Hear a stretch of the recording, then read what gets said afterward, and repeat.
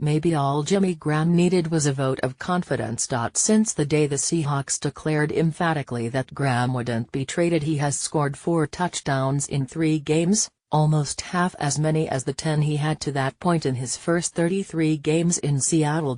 2 came in the wild fourth quarterback comeback to beat Houston, which came a few hours after coach Pete Carroll and general manager John Schneider publicly denied a report that the team was considering trading Graham, a pledge fulfilled when the deadline passed 2 days later and he was indeed not dealt.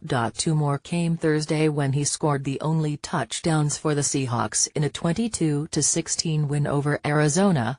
That gave him 6 touchdowns for the season, tying the number he scored last season and one off the Seattle record for receiving touchdowns by a tight end in a single season. John Carlson had 7 in 2009.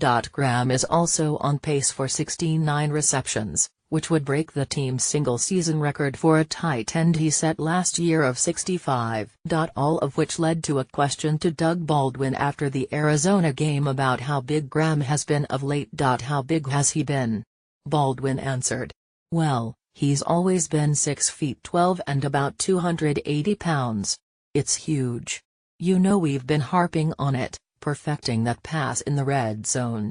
It's got to be easy for us. Russell Wilson has got to make that throw.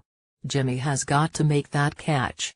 That should be automatic for us. It's been working out pretty well. That obviously hasn't always been the case. Seattle acquired Graham, actually listed at 6'7", 265, prior to the 2015 season in the wake of the ill-fated interception that ended Super Bowl 49, hoping he'd provide the kind of big red zone target the team felt that play proved as fatal evidence was one of its biggest deficiencies. But Graham caught just 8 touchdowns his first 2 seasons, which were limited to 27 regular season games due to an injury in 2016 and none through the first 4 of this year, which began with Graham catching just 4 passes for 9 yards. Anyone thinking it might never work out for Graham in Seattle appeared to have the last bit of evidence they needed when he had 2 costly drops in the first half of an October 22 game against the Giants in New York, each of possible touchdowns, and one on a 4th and goal play at the 1, exactly the kind of situation that was the reason the team got him. At halftime of that game, 22 quarters into the season, Graham had 22 receptions for 200 yards and 1 touchdown. Graham came back to catch 2 passes in the second half of that game, 1 for a touchdown.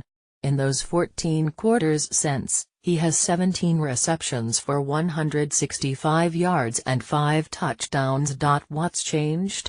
Everyone involved insists nothing, really, other than sticking with it. Aside from the 18-yard TD that won the Houston game with 21 seconds left, Graham's other touchdowns this season have all come from the 6-yard line or closer, Seattle appearing to make even more of an effort than in the past at going to him when inside the 10. That the running game is lacking makes it even more enticing to go to Graham and more critical that Seattle makes those plays work. He threw it up and gave him a chance to get up for it, and then there was beautiful execution down there on the goal line, Carroll said of Graham's touchdowns of 6 and 2 yards against Arizona. "I know everyone's been waiting to see that, and we're seeing that." Pro Football Focus breakdown of Graham's usage before the Giants game, which came after Seattle's bye and after, don't show any real major changes. The biggest is that Graham has lined up in the slot more, 38% since the bye, 32% before it, though that hardly seems overly significant. What has changed is Graham's production. Wilson had a 59.1 passer rating when throwing to Graham before the bye with 1 touchdown and 2 interceptions. He has a 121.4 rating since then, with 5 touchdowns and no interceptions when targeting Graham.